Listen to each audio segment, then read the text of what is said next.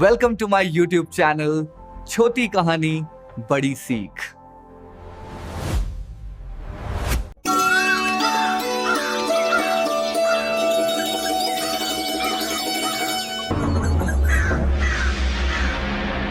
सोनपुर गांव के राजा हरि सिंह राज्य के पंडित को बुलाकर, पंडित जी, मुझे हमारी राजकुमारी के लिए एक बहुत ही अमीर राजकुमार चाहिए। हमारी राजकुमारी इतनी गुणवान और इतनी सुंदर है, हम ऐसे ही छोटे मोटे राज्य के राजकुमार से उनका विवाह नहीं करवा सकते। जी महाराज, हमारे पास के राज्य के जो राजकुमार हैं वो बहुत ही अमीर हैं। आप कहें तो मैं उनसे राजकुमारी के विवाह की बात चला दूं। तभी राजकुमारी राधिका भी वहां पहुंच जाती है। नहीं महाराज, मैंने आपको पहले ही कह दिया था कि मैं अपनी पसंद के राजकुमार से ही विवाह करूंगी। मुझे किसी भी ऐरे गैरे से विवाह नहीं करना। मैं राजकुमारी हूँ, लेकिन अपने ही महल में किसी कैदी की तरह रहती हूँ।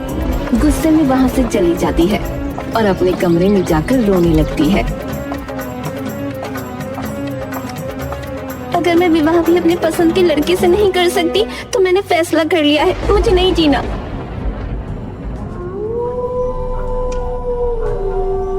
रात को राजकुमारी अपने कमरे के आसपास देखती है। वहाँ कुछ पहरेदार पहरा दे रहे थे। सिपाहियों, आपको महाराज ने बुलाया है। राजकुमारी के कहने पर सभी सिपाही वहाँ से चले जाते हैं। राजकुमारी छुपते छुपाते महल से बाहर निकलती है और एक नदी किनारे जाकर बैठ जाती है। बस अब मैं और नहीं जी सकती। मुझे ऐसी जिंदगी नहीं चाहिए जहाँ कोई आजादी ही ना हो। और कूदने लगती है। तभी कोई पीछे से उसका हाथ पकड़ता है। छोड़ो छोड़ो मेरा हाथ, मुझे मर जाने दो। मैं तंग आ गई हूँ ऐसी जिंदगी से। लेकिन तुम हो कौन और ऐसे जान क्यों देना चाहती हो? मैं पास के राज्य की राजकुमारी राधिका हूँ। मैं तंग आ गई हूँ अपनी जिंदगी से। क्या राजकुमारी होकर जिंदगी से तंग आ गई हो? फिर राजकुमारी मीना और चेतन को सारी बात बताती है। और मैं नहीं सह सकती, इसलिए मैं महल से भाग गई। मुझे गुलामी की जिंदगी नहीं जीनी।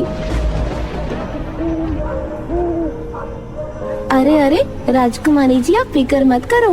आप हमारे घर चलो, हम आपका पूरी तरह से ख्याल रखेंगे। लेकिन तुम्हारे माता पिता? वो हमारे माता पिता नहीं है। तो फिर तुम दोनों? अरे नहीं, हमारा बड़ा भाई है ना किशन, वही हमारा भरण पोषण करता है। तो क्या है ना, हमारे माता पिता तो हमें बचपन में ही छोड़कर चले गए थे। उसके बाद से हमारे भैया ही हैं जो हमें पाल रहे हैं। लेकिन अगर हमें किसी ने देख लिया तो? उसकी फिक्र आप मत कीजिए। हम थोड़ा अंधेरा होने के बाद यहाँ से जाएंगे तो हमें कोई अच्छे से नहीं देख पाएगा। फिर अंधेरा होने पर चेतन, मीना और राधिका तीनों उनके घर चले जाते हैं। राजकुमारी जी, हमारे भैया आते ही होंगे। आप एक काम कीजिए, आप इस अलमारी में छुप जाइए। और हाँ, ये किशन भैया के कपड़े हैं, आप इन्हें पहन लीजिए। चेतन और मीना दोनों राजकुमारी को अलमारी में छुपा देते हैं। थोड़ी देर बाद किशन खेत से आता है। अरे भैया, ये देखिए, मैंने आपके कपड़े रख दिए हैं। हाँ भैया, और ये लीजिए आपके लिए पानी। किशन को ये सब थोड़ा अजीब लग रहा था। अरे आज क्या बात है भाई, मेरी बड़ी खातिरदारी हो रही है। मेरे कपड़े भी रख दिए गए हैं, पानी भी ले आए। आखिर माजरा क्या है? तुम दोनों मुझसे कुछ छुपा रहे हो? नहीं नहीं नहीं भैया, कुछ भी तो नहीं। कुछ भी तो नहीं? वो क्या है ना, हमने सोचा कि आप रोज थके हुए घर पर आते हो, हमारे लिए इतना काम करते हो, तो हम आपके लिए इतना तो कर ही सकते हैं। फिर किशन हाथ में धोकर कपड़े बदल लेता है और तीनों साथ बैठकर खाना खाने लगते हैं। तभी राधिका को अलमारी में घुटन सी होने लगी और धूल की वजह से छींक आ गई। अरे ये कौन छींका? चेतन और मीना दोनों एक दूसरे की तरफ देखते हैं। अच्छी, ओ भैया, आजकल ठंड बहुत बढ़ रही है ना, तो बस इसलिए छींक आ रही थी। अच्छी। किशन मीना की बात पर यकीन कर लेता है। राजकुमारी जी को तो ले आए, लेकिन उन्हें भी तो खाना खिलाना पड़ेगा। वो तो है, लेकिन भैया यहाँ से हटे तभी तो खाना खिला सकते हैं ना। ये लड़का कितना शांत और सुंदर है। पिताजी पैसों के चक्कर में ऐसे ही राजकुमार ढूंढ रहे थे, लेकिन ये तो किसान के वेश में असली राजकुमार है। चेतन को एक तरकीब सूझती है। चेतन मीना के कान में धीरे से फुसफुसाता है। मीना भी उसकी बात सुनकर खुश हो जाती है।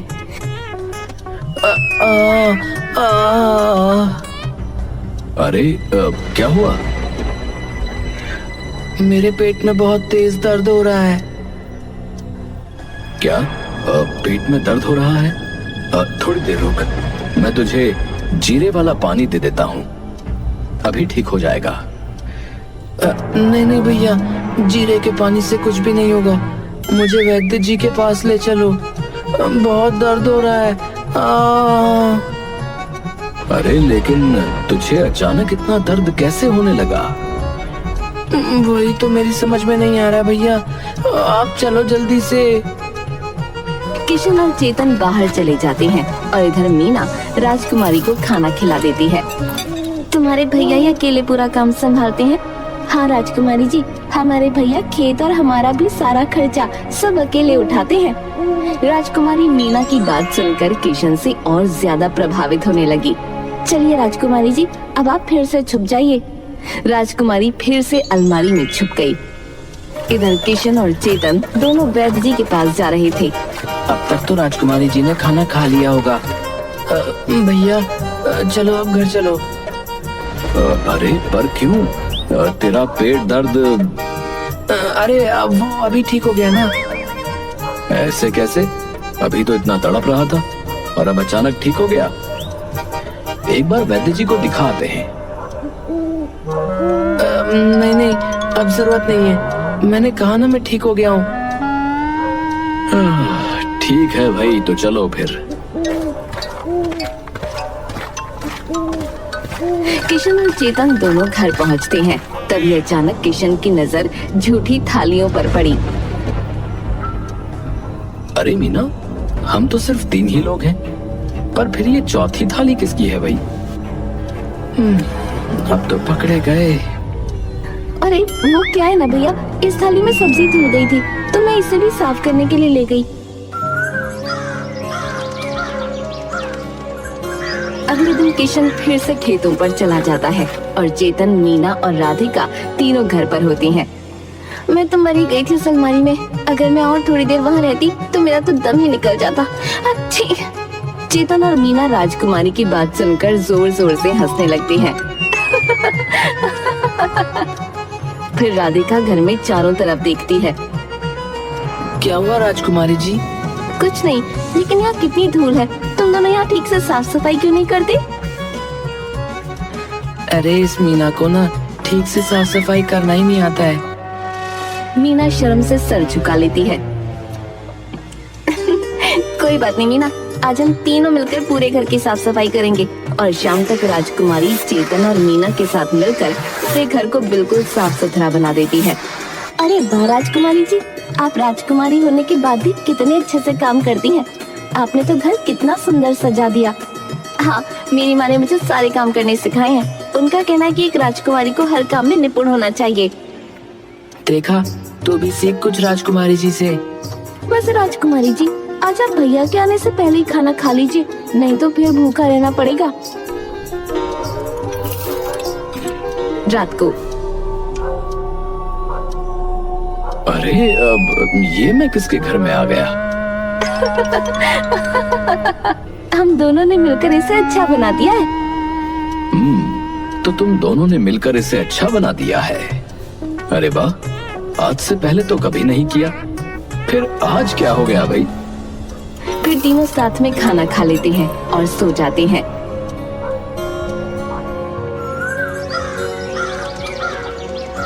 मैं खेत जा रहा हूँ, ठीक है? चेतन, आज तो हम राजकुमारी जी से बहुत सारी बातें करेंगे। फिर दोनों जाकर राजकुमारी की अलमारी खोल देते हैं। फिर तीनों बैठकर बहुत सी बातें करते हैं। वैसे तुम्हारे माँ पिताजी कब इस दुनिया से चले गए? हम तो बहुत छोटे थे और भैया हम जितने। तब सांप के काटने से माँ और पिताजी दोनों चल बसे। तीनों को बातें करते करते शाम हो जाती है। आज तो खेत का काम जल्दी हो गया। आज तो जल्दी घर जाऊंगा। और थोड़ी ही देर में किशन घर पहुंच जाता है तो सामने राजकुमारी को बैठा हुआ देखता है। अरे ये कौन है? अरे बाप रे, आज तो दरवाजा ही लगाना भूल गए। चेतन जल्दी से जाकर दरवाजा बंद कर देता है। अरे क्या हो रहा है ये सब? कोई तो मुझे बताओ कुछ। किशन भैया आप गुस्सा मत करना, लेकिन इधर राजमहल में कुछ सिपाही राजा के सिंहासन के सामने मुंह लटका कर खड़े थे। महाराज, हमने राजकुमारी को पूरे राज्य में छान मार लिया, लेकिन उनका कहीं भी पता नहीं चला महाराज। देखा महाराज, हमने आपको कितनी बार कहा था कि राजकुमारी जी को उनके जीवन के निर्णय खुद लेने दीजिए। अब देख लिया ना क्या परिणाम हुआ। पता नहीं मेरी बच्ची किस हाल में होगी। हाँ रानी साहिबा, मुझे क्षमा कर दीजिए, मुझसे भूल हो गई। महामंत्री जी, आप आसपास के राज्यों में भी खबर फैला दीजिए और राजकुमारी जी का चित्र सभी जगहों पर लगवा दीजिए और हर जगह ढिंडोरा भी पिटवा दीजिए। जी जी महाराज जी। चलो सिपाहियों।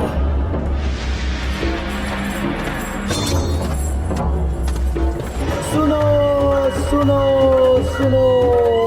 महामंत्री जी, जैसे महाराज ने कहा था वैसे ही हमने हर जगह राजकुमारी का चित्र लगा दिया है और हर जगह ढिंडोरा भी पिटवा दिया है।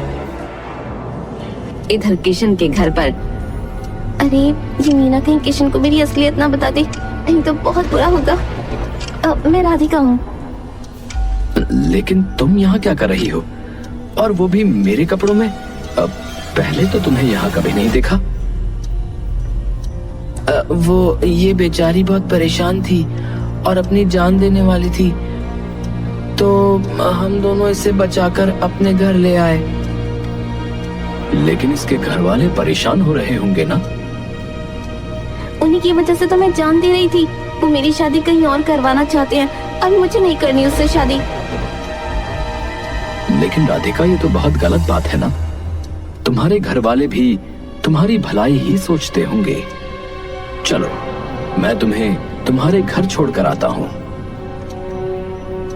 नहीं नहीं, मुझे अभी अपने घर नहीं जाना। कुछ दिन और यहाँ रह लेने दीजिए, मैं खुद चली जाऊंगी। अच्छा ठीक है, लेकिन अगर तुम्हें किसी ने पहचान लिया तो?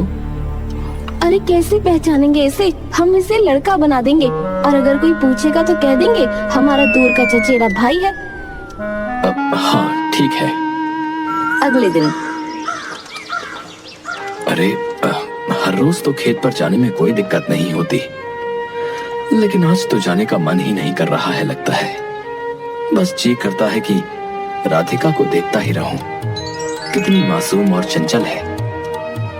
राधिका भी किशन को देखे जा रही थी और किशन के मन की बात समझ चुकी थी। वैसे मीना, मैंने आज तक किसानों को खेत पर काम करते नहीं देखा, तो आज हम तुम्हारे भैया को खाना देने के लिए जाएंगे।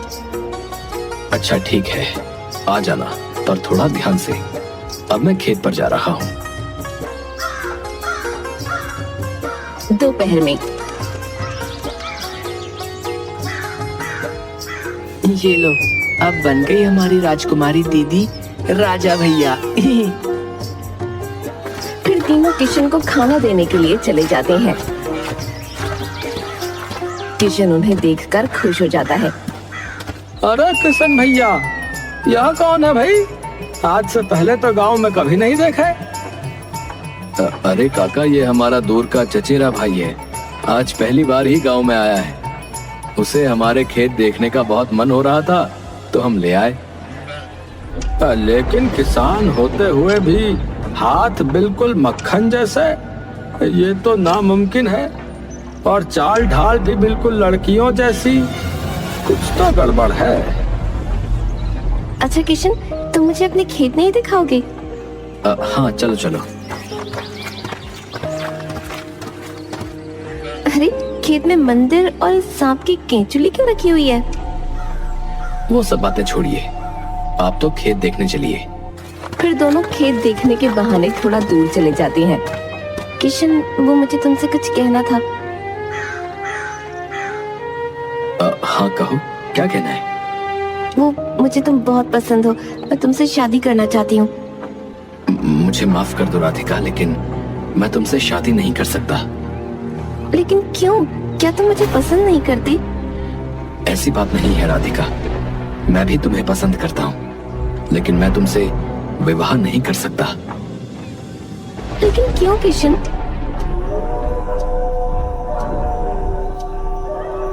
रात को सब लोग साथ में घर पहुंच जाते हैं। राजकुमारी जी, अब आप ये मूंछ और पगड़ी निकाल सकती हैं। राजकुमारी जैसे ही मूंछ और पगड़ी निकालती है तो इतनी सुंदर दिखाई देती है कि किशन उसे देखता ही रह जाता है। मोहन खिड़की से ये सब देख रहा था। अरे ये तो वही राजकुमारी है जो कुछ दिन पहले सोनपुर राज्य से भाग गई थी। इसका मतलब वो यहाँ है।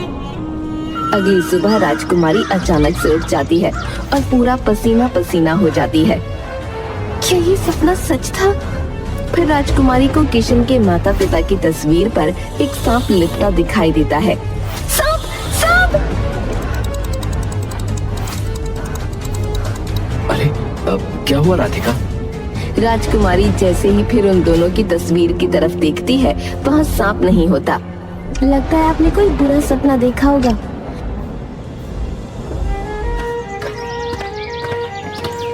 आज तो मैं राधिका के लिए ये चमेली का गजरा लेकर जाऊंगा, उन्हें बहुत पसंद आएगा। लेकिन जब किशन घर पहुंचता है तो देखकर हैरान हो जाता है। अरे क्या हुआ मीना, चेतन, तुम दोनों इतना परेशान क्यों हो? भैया, वो राजकुमारी जी कहीं नहीं मिल रही। क्या? लेकिन राधिका कहाँ जा सकती है? भैया, हमने आपसे झूठ कहा था, वो एक राजकुमारी है। और फिर चेतन किशन को सारी बातें सच सच बता देता है। लेकिन तुमने मुझे पहले क्यों नहीं बताया? क्योंकि हम डर गए थे कि अगर आपको सच्चाई बता देंगे तो आप उसे यहाँ रहने नहीं देंगे। तीनों सब जगह राधिका को ढूंढने लगते हैं, लेकिन राधिका कहीं नहीं मिलती। इधर मोहन राजा के सिपाहियों के साथ किशन के घर पहुंच जाता है। इन तीनों ने ही राजकुमारी जी को यहाँ छुपा कर रखा है। अरे लेकिन मुझे तो पता ही नहीं था कि वो राजकुमारी है। अरे हर जगह राजकुमारी जी का चित्र लगा हुआ है, क्या तुमने उन्हें नहीं देखा?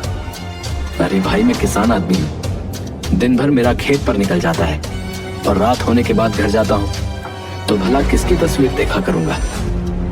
और वैसे भी राजकुमारी जी हमें भी नहीं मिल रही। सिपाहियों, ले चलो इन तीनों को महाराज के पास।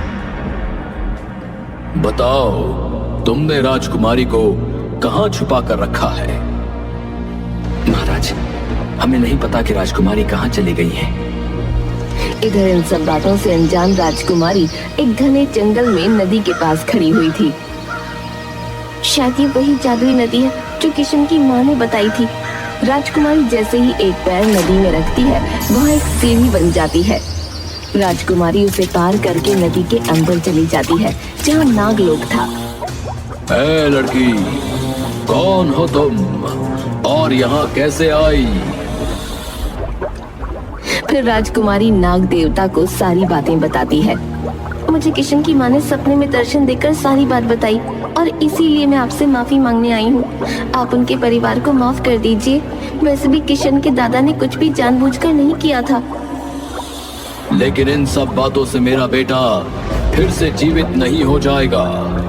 नाग देवता, मैं आपके बेटे की केंचुली संभाल कर लाई हूँ। मुझे किशन की माँ ने बताया था कि अगर आप अपने सिर की मणि को इसकी केंचुली पर रख दें तो आपका बेटा फिर से जीवित हो सकता है।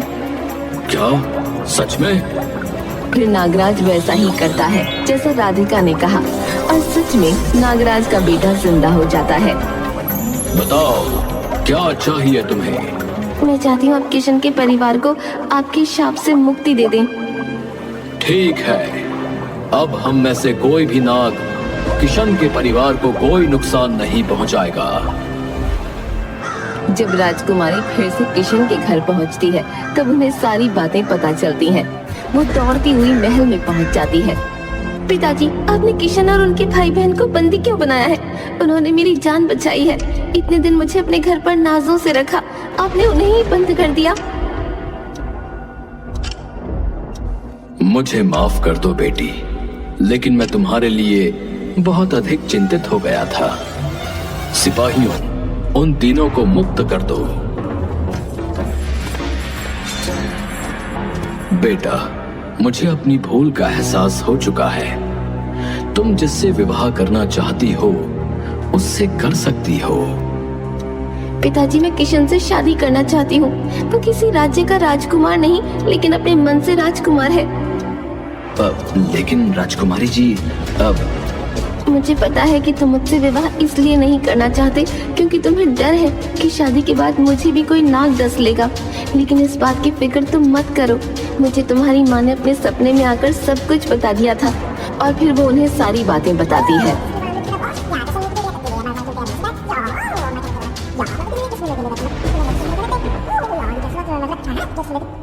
वाह राजकुमारी वाह, आपने बहुत ही बहादुरी का काम किया है। हमें गर्व है कि आप हमारी पुत्री हैं। और फिर किशन और राधिका की शादी करवा दी जाती है। अब मैं क्लियरली बोल रहा हूँ, चैनल को सब्सक्राइब करें। चैनल का नाम है छोटी कहानी बड़ी सीख। लाइक कीजिए, सब्सक्राइब और कमेंट भी कीजिए। धन्यवाद।